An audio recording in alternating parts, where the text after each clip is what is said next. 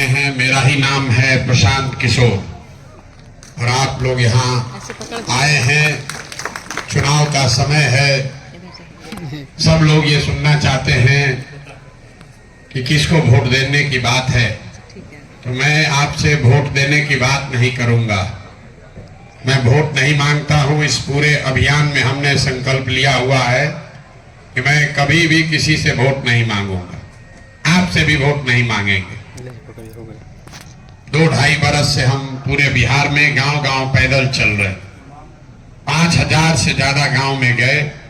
जो देखा, जो अनुभव किया, जो ऊपर वाले ने थोड़ी बहुत सलाहियत दी है, वो सबको मिलाकर जो लोगों को बताने समझाने का प्रयास कर रहे हैं कि आप अपनी गरीबी, परेशानी, जिसकी आप रोज चर्चा करते हैं, जिससे आप परेशान हैं, उससे निकलने का रास्ता आपको नहीं मिल रहा है, उससे आप बाहर कैसे निकल सकते हैं। और यही अभियान है, गांव-गांव जाकर लोगों को बताना। अगर आपको अच्छा लगे तो उसको सुनिए, सुनने के बाद भरोसा हो तो उसको अपनाइए, और न भरोसा हो तो जैसे जिंदगी चल रहा है वैसे चलाइए। कोई उससे दिक्कत नहीं है। कौन चुनाव जीतेगा, कौन हारेगा, उससे प्रशांत किशोर की जिंदगी पर कोई फर्क पड़ने वाला नहीं। ना हम सत्ता में हैं, ना हम विरोध में हैं। हम जन स्वराज अभियान चला रहे हैं और ये तय करके आए हैं कि जीवन में 8 साल लगे, 10 साल लगे, जितना दिन लगे, बिहार को सुधारे बगैर मानेंगे नहीं। यही एक साधारण परिवार, हम नेता नहीं हैं, हम नेता नहीं हैं, बिल्कुल साधारण परिवार के लड़के हैं। यही बिहार के सासाराम में हमारे बाबा मजदूर थे, बैलगाड़ी चलाते थे। बाबूजी हमारे सरकारी डॉक्टर थे। यही सरकारी विद्यालय से पढ़कर हमने अपना जीवन शुरू किया है। 10 बरस संयुक्त राष्ट्र संघ में काम किए, देश में किया, अमेरिका में रहे, उसके बाद अफ्रीका में रहे। 2011 में देश में लौटे तो 2011 से 21 तक 10 वर्षों में लोग बताते हैं कि बहुत लोगों को हमने जिताने में मदद किया है, उनको मुख्यमंत्री, प्रधानमंत्री बनाने में अपना कंधा लगाया। लेकिन 2 बरस पहले हमने उस काम को छोड़ दिया।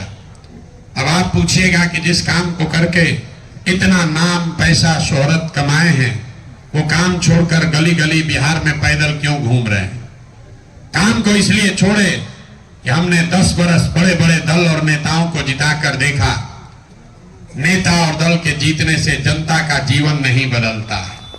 ये आपको, हमको लगता है कि हमारा दल जीत गया, हमारा नेता जीत गया। भैया, जो जीत गया वो जीत के हेलीकॉप्टर पर गया, और आपका बच्चा जहां था वहीं रह गया। तो हमें ये अनुभव हुआ कि अगर ऊपर वाले ने मुझे ये सलाहियत दी है, बुद्धि शक्ति दी है, जिसको सलाह देते हैं, जिसकी मदद करते हैं, वही जीत के राजा हो जाता है। तो नेता और दल को तो बहुत मदद कर लिए, एक बार चल के अपने राज्य के लोगों को, बिहार के लोगों को सलाह देते हैं, आपका और आपके बच्चों का हाथ पकड़ते हैं ताकि आपकी जिंदगी बदले और आपके बच्चों का भी जीवन बदले। इसलिए इस अभियान को शुरू किए। वोट नहीं मांगते। वोट क्यों नहीं मांगते? वोट मांगने वाला तो हर 1-2 बरस पर आपके यहाँ कोई न कोई आता ही है। जो आया यही कहा, हमको वोट दे दो, हम आएंगे तो तुम्हारा सब काम हो जाएगा।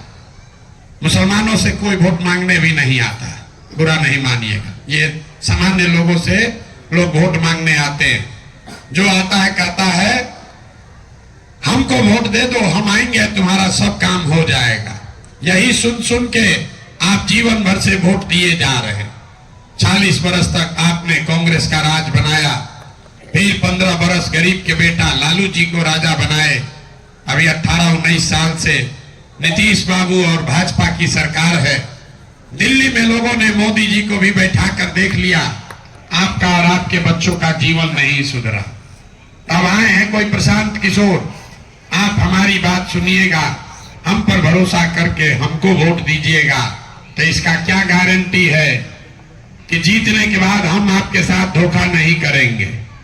जैसे पहले के नेताओं ने आपके साथ धोखा किया, हम भी आपके साथ धोखा कर सकते हैं। वोट से पहले तो हर आदमी अच्छा ही बात करता, वोट के बाद आपका गला काटा जाता। इसीलिए इस अभियान में हम वोट नहीं मांगते। अभी 15 मिनट में आपको एक रास्ता बताएंगे, उसके बाद आपको जिसको मन है उसको जाकर वोट दीजिए, वो आपका निर्णय है। लेकिन जो रास्ता बताएंगे वैसे अगर वोट दीजिएगा तो और कुछ हो या न हो, आपके बच्चों के लिए पढ़ाई रोजगार निश्चित तौर पर हो जाएगा। और अगर न हो तो किसी नेता विधायक सांसद को नहीं, प्रशांत किशोर का गर्दन पकड़िएगा। अब ये भाषण खत्म हो गया। आपसे 3 सवाल पूछेंगे, आपको उसका जवाब देना है। अभी आपके आंख के सामने दिखेगा कि आपके गरीबी परेशानी का कारण क्या है और इससे निकलने का रास्ता उपाय क्या है। जवाब हर आदमी को देना है, हाथ उठाकर हाँ या ना बोलना है, तब सवाल पूछेंगे। जरा जितने लोग आए हैं सब लोग सोच के बताइए, आपके गांव पंचायत में और कुछ हो या ना हो, आप सभी के बच्चों के लिए पढ़ाई और रोजगार की व्यवस्था होनी चाहिए या नहीं होनी चाहिए? होनी चाहिए। हाथ पीछे तक उठना चाहिए, जो खड़े हैं उनका भी उठना चाहिए। बताइए, होना चाहिए? होना चाहिए, होना चाहिए, होना चाहिए। जितने लोग हैं, कितने सब समझदार लोग हैं। देखिए, आप चाहे पढ़े लिखे हैं या अनपढ़, हिंदू हैं या मुसलमान, अगड़े हैं या पिछड़े, गरीब हैं या अमीर, युवा हैं या बुजुर्ग, सबने कहा कि ना भैया पढ़ाई या रोजगार तो होना ही चाहिए। इतनी समझ यहाँ बैठे खड़े हुए सारे लोगों को है, क्योंकि आपको मालूम है अगर आपका बच्चा पढ़ लिख जाए, उसको रोजगार नौकरी मिल जाए, तो कोई मुखिया बने, कोई विधायक, कोई लालू बने, नीतीश बने, मोदी बने, अगर आपके बच्चे को रोजगार पढ़ाई हो गया तो कम से कम आपका जीवन सुधर जाएगा। ये बात आपको पहले से पता है। ताली मत बजाओ भाई, अभी आपकी दुर्दशा का कारण दिखने वाला। जरा सब लोग एक बार अपने अपने बच्चों का चेहरा याद कर लीजिए और अपने बच्चों के नाम पर ईमानदारी से बताइए, आप में से किसने जीवन में एक बार भी अपने बच्चों के पढ़ाई रोजगार के लिए वोट दिया है? देखो, अभी ताली बजा रहे थे, देखिए दुर्दशा देखिए। क्या हिंदू, क्या मुसलमान, क्या अगड़ा, क्या पिछड़ा, क्या महिला, क्या पुरुष, किसी ने जीवन में अपने बच्चों के लिए आज तक वोटे नहीं दिया। और आप कह रहे हैं कि लालू ने ठग लिया, नीतीश ने बर्बाद कर दिया। अरे भाई, आप तो अपने बच्चों के लिए आज तक वोट ही नहीं दिए, तो दूसरे को क्यों दोष देते हैं? यहां बैठे जितने मुसलमान हैं, आप हमसे सुनने आए हैं कि क्या रास्ता है। मेरे भाई, आपके हदीस में कहा गया, हर मुसलमान की ये जिम्मेवारी है कि अपने बच्चों के साथ इंसाफ करो। यहां बैठे जितने मुसलमान हैं, आपको बताया गया कि अपने बच्चों को अच्छा नाम दीजिए, अपने बच्चों की तालीम और तरबियत की व्यवस्था कीजिए। लेकिन आपने आज तक अपने बच्चों के साथ इंसाफ करने के लिए उसको वोट नहीं दिया। आपको अपने बच्चों की चिंता नहीं है, आपको लालू जी की चिंता है, मोदी कैसे हारेंगे इसकी चिंता है, लेकिन अपने बच्चों की पढ़ाई कैसे होगी इसकी बात नहीं हो रही। और अभी कोई खड़ा होके कहेगा, अरे भाई इसमें कौन सी बड़ी बात है। इस अभी वासिम भाई कह रहे थे कि पढ़ाई रोजगार का बात तो सब करता है, तो यहां भी कोई खड़ा होके कहेगा कि इसका क्या गारंटी है कि पढ़ाई रोजगार के लिए वोट हम लोग देंगे तो हम लोग को मिलेगा। बिहार में तो हम लोगों ने सबको वोट देके देख लिया, आज तक किसी ने काम ही नहीं किया, तो इसका क्या गारंटी है कि पढ़ाई रोजगार के लिए वोट देंगे तो मिलेगा? बिल्कुल इसका गारंटी है, आप हमसे लिख के ले लीजिए। अभी हम पर हमारी बात पर भरोसा मत कीजिए, 2 मिनट में आपके आंख के सामने दिखाएंगे कि आपको बच्चों को रोजगार पढ़ाई कैसे मिलेगा। 3 सवाल पूछने की मैंने बात कही है, एक पूछ लिया, दूसरा पूछेंगे।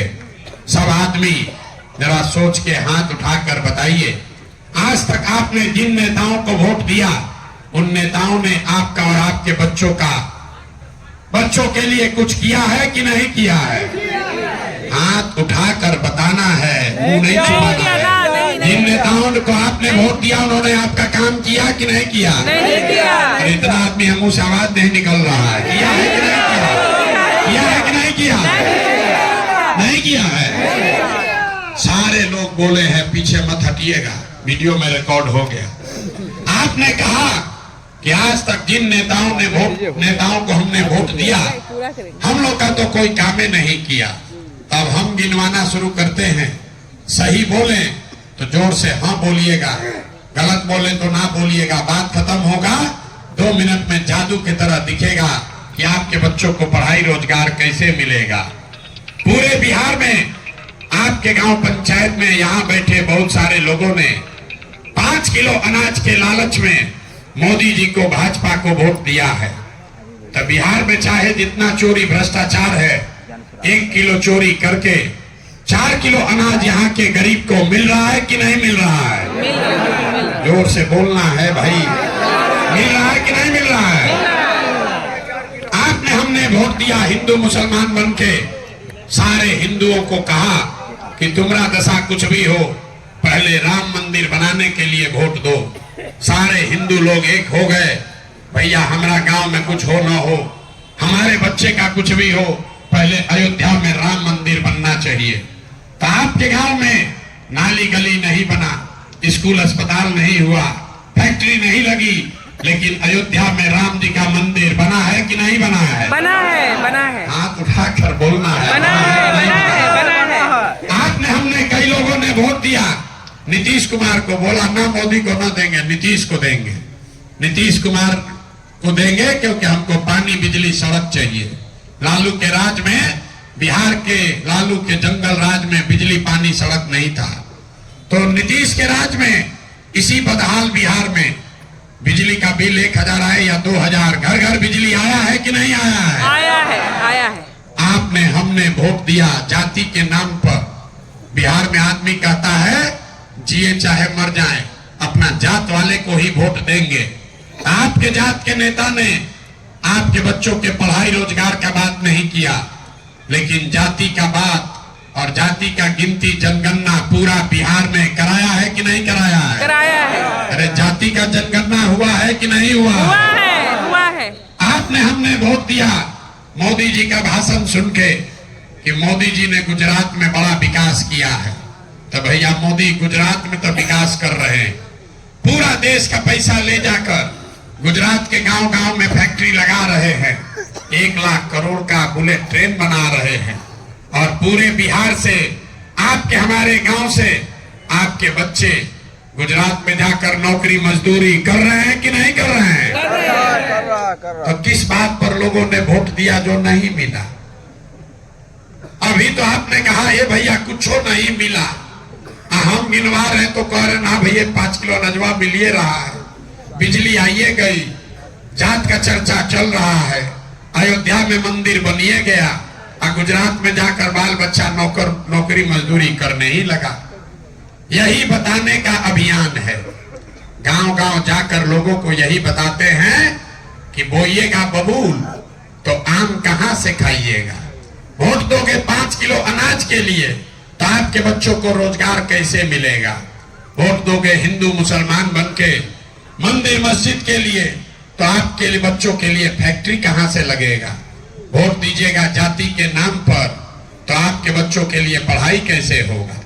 जो बोइएगा वही काटना पड़ेगा, कोई नहीं बचा सकता है।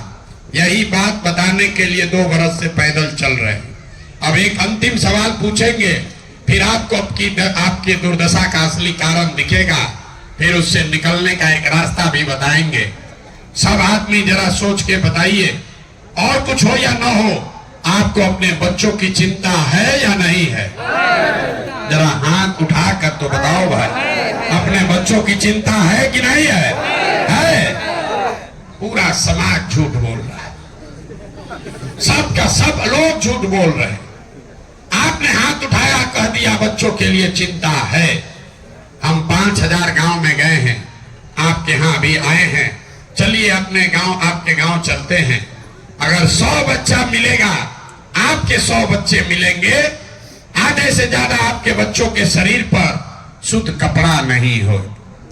जितने छोटे बच्चे हैं आप अपने गांव में देख लीजिए, ज्यादातर बच्चों के पैर में हवाई चप्पल भी नहीं है। जितने बच्चे गरीब के यहाँ हैं, आज मंगलवार है, किसी का बच्चा मैं दावा कर सकता हूं किसी गरीब का बच्चा आज पढ़ने नहीं गया। या तो गरीब का बच्चा पढ़ने गया नहीं, या पढ़ने गया तो 11 बजते बजते खिचड़ी खा के रोड पर, मैदान में, गली में दौड़ रहा है। और लोगों से पूछिए, अरे अपने बच्चों का क्या दशा किए हो, तो लोग कहता है इतना गरीब हैं, कहां से कपड़ा पहनाएं, कैसे बच्चा को खिलाएं, कैसे पढ़ाएं। तो मेरे भाई, जिन नेताओं ने आपको लूट के इतना गरीब और बदहाल बना दिया कि आपके बच्चों के शरीर पर कपड़ा नहीं, पैर में चप्पल नहीं, खाने के लिए भरपेट भोजन नहीं, बच्चा आपका बीमार पड़ता है तो दवा डॉक्टर अस्पताल नहीं, वही नेता आए हैं चुनाव में वोट मांगने।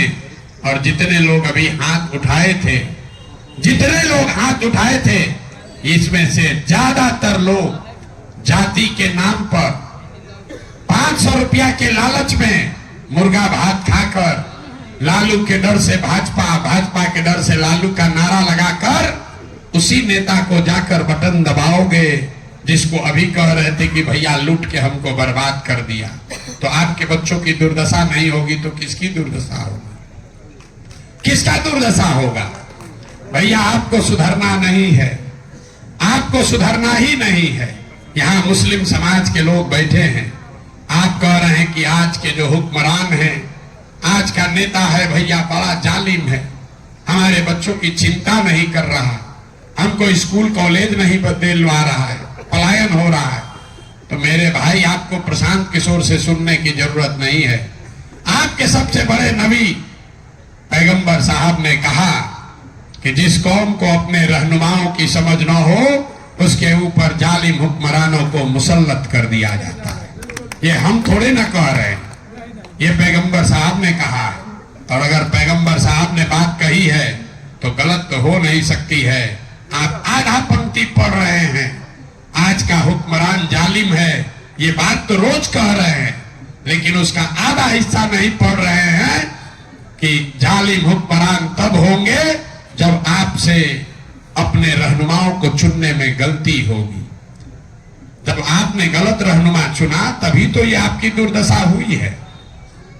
आपने तादाद देखा, मुसलमानों को बताया गया कि हक और बातिल में एक लम्हे का फर्क है।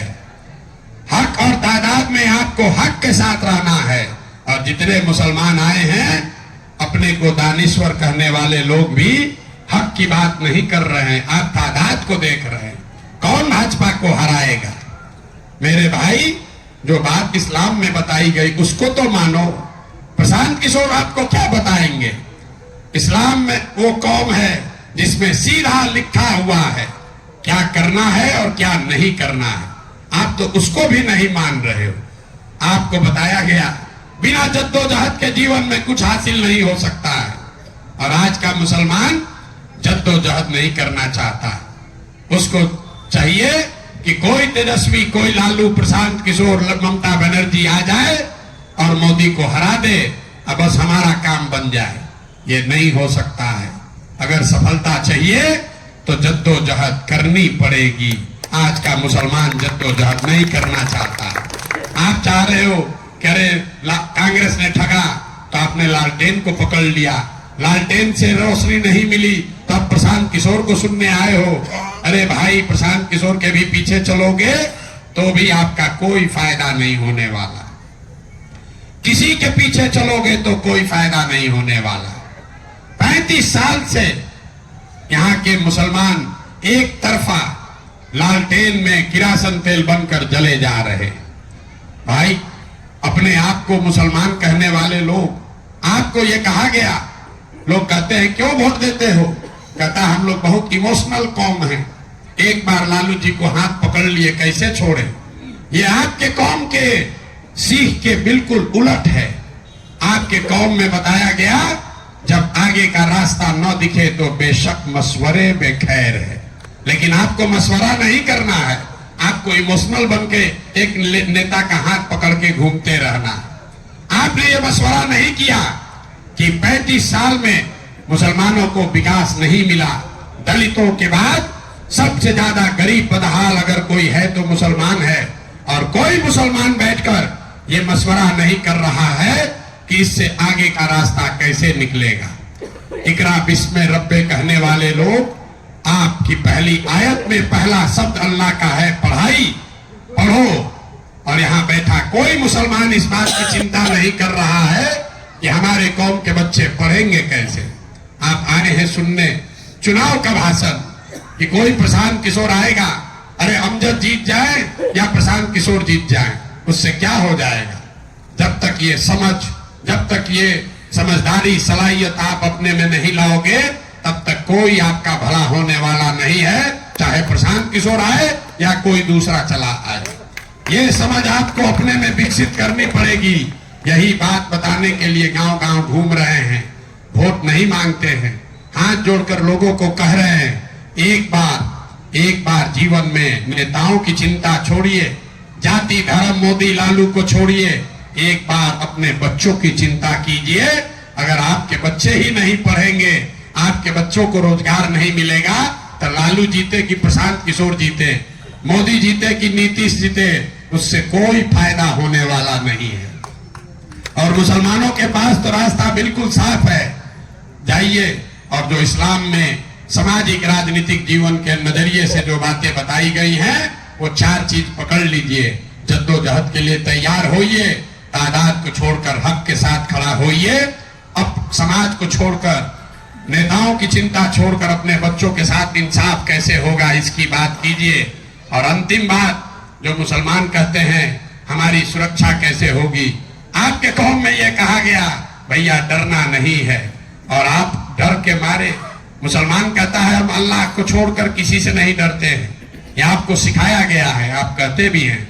और मुसलमानों की हालत देखिए, आपको भाजपा का नाम कोई ले ले, आपको इतना डर लगता है कि अगर भाजपा का नाम सुन के इतना आपको डर लगता है कि सामने भाजपा का खड़ा हुआ कोई चोर बदमाश लुटेरा भी है तो आप उसका भी बटन दबाने में 1 मिनट भी संकोच नहीं करते। यही आपके दुर्दशा का कारण है। गलत का चुनाव करोगे तो गलत ही परिणाम आएगा। आपने गलत लोगों का चुनाव किया, इसीलिए ये गलत बात हुई है। मुसलमान यही कह सकते हैं कि भैया हमारे पास विकल्प नहीं है। अगर आपके पास विकल्प नहीं है तो आपको विकल्प बनाने से किसने रोका? किसने रोका है विकल्प बनाने से? आप कह रहे हैं कि हम अकेले अगर एकजुट हो भी जाएं तो क्या कर लेंगे। मेरे भाई लालू यादव के लोगों की संख्या कितनी है? 15%। नीतीश कुमार के जाति के लोगों की संख्या कितनी है? 2%। प्रशांत किशोर के जाति की संख्या कितनी है? 3%। लालू यादव खड़े हो सकते हैं, नीतीश कुमार खड़े हो सकते हैं, चिराग पासवान खड़े हो सकते हैं, सहनी जी खड़े हो सकते हैं, प्रशांत किशोर खड़े हो सकते हैं, तो आपके समाज का कोई बच्चा क्यों नहीं खड़ा हो सकता? और जब तक नहीं खड़े होंगे तब तक भला होने वाला नहीं है। यही बात बताने आए हैं। ठीक लगे तो समझिए, जगिए, जुड़िए, और न ठीक लगे तो जैसे जीवन चल रहा है वैसे चलाइए। सब सुनने के बाद लोग कहते हैं कि भैया वोट किसको देना है, तो वोट नहीं मांगिएगा तो सुधरेगा कैसे? आप जिसको सबसे बड़ा नेता मानते हैं, गांधी जी ने इस पूरे देश को आजाद कराया, गांधी ने आपसे वोट नहीं लिया, आपके पूर्वजों से वोट नहीं मांगा, गांधी जी ने समाज को जगाया, गांधी जी आगे आगे चले, पीछे से पूरा समाज चला, हिंदू मुसलमान अगड़ा पिछड़ा अमीर गरीब सब गांधी के पीछे चले, तब देश को आजादी मिली। अगर बिहार से गरीबी बेरोजगारी से आजादी चाहते हैं तो हिंदू मुसलमान अगड़े पिछड़े सबको साथ में आना होगा, सबको हक के साथ खड़ा होना होगा। तादाद की चिंता छोड़नी होगी, तादाद की चिंता छोड़नी होगी, तभी ये सुधार होगा। यही बात बताने आए हैं। अच्छा लगे तो बहुत बढ़िया, और ना अच्छा लगे तो जैसे चल रहा है 30-35 साल से चलाते रहिए। मैंने पहले ही कहा कि प्रशांत किशोर के जीवन पर इससे कोई फर्क नहीं पड़ता है। हम अपना काम कर रहे हैं, तादाद की चिंता किए बगैर कर रहे हैं। जो जिस दिन चंपारण से चलना शुरू किए तब 10 लोग भी साथ में नहीं चलने वाले थे। आज सैकड़ों हजारों लोग चल रहे हैं। अगर आप सामने चलोगे, साथ में खड़े होगे, तो ये भरोसा रखिए, आज तक जिसको भी मैंने सलाह दिया वो आदमी, वो दल कभी हारा नहीं है।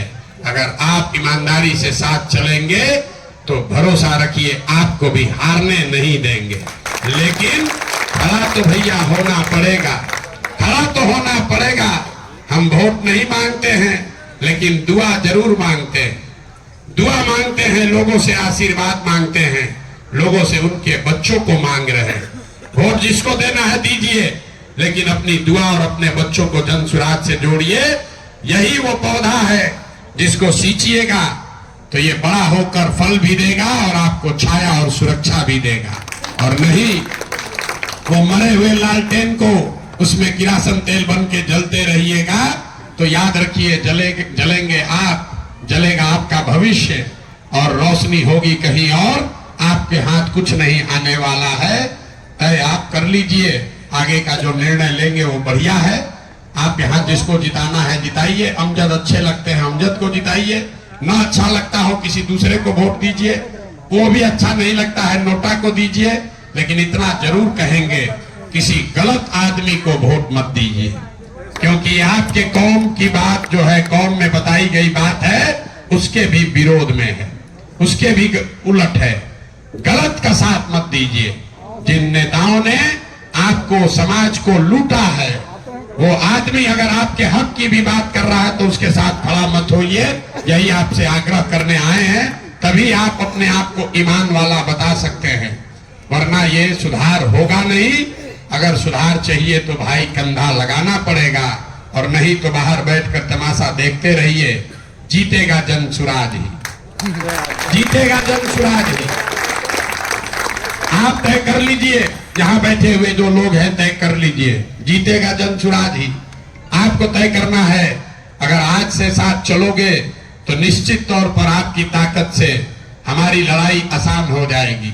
लेकिन अगर आप साथ नहीं भी दोगे तो भी हम ही जीतेंगे। इसलिए नहीं कि हमें इसका अहंकार है, इसलिए कि ऊपर वाले ने ये बताया है कि ईमानदारी से किया हुआ प्रयास, ईमानदारी से किया हुआ जद्दोजहद कभी खाली नहीं जा सकता है।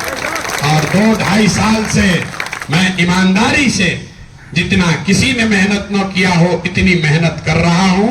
अपनी ओर से ईमानदारी और शुद्धता से समाज को जगाने समझाने का प्रयास कर रहा हूं। अगर आप अभी चले तो बहुत अच्छा, और अगर न चले तो जीतने के बाद जब आएंगे उसके बाद साथ में चलिएगा। लेकिन एक बात के लिए तैयार रहिए कि जब जीत कर आएंगे तो अभी साथ न देने का आपसे हर्जाना भी वसूलेंगे। हम आदमी हैं शाकाहारी, तो जब जीत कर आएंगे तो 23 तारीख को आपके साथ सेवई भी खाएंगे और फिर आपको साथ लेकर चलेंगे। और नहीं, अगर तय कर लिया है कि अभी से साथ में चलना है तो एक बार जरा हाथ उठाकर बताइए, ये प्रयास से आप सहमत हैं या नहीं है?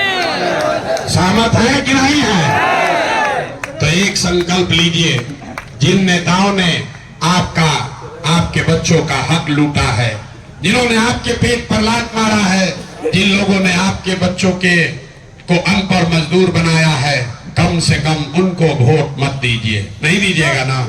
जरा हाथ उठाकर बताइए, दीजिएगा कि नहीं दीजिएगा? जिन नेताओं ने आपको लूटा है उसको वोट दीजिएगा कि नहीं दीजिएगा?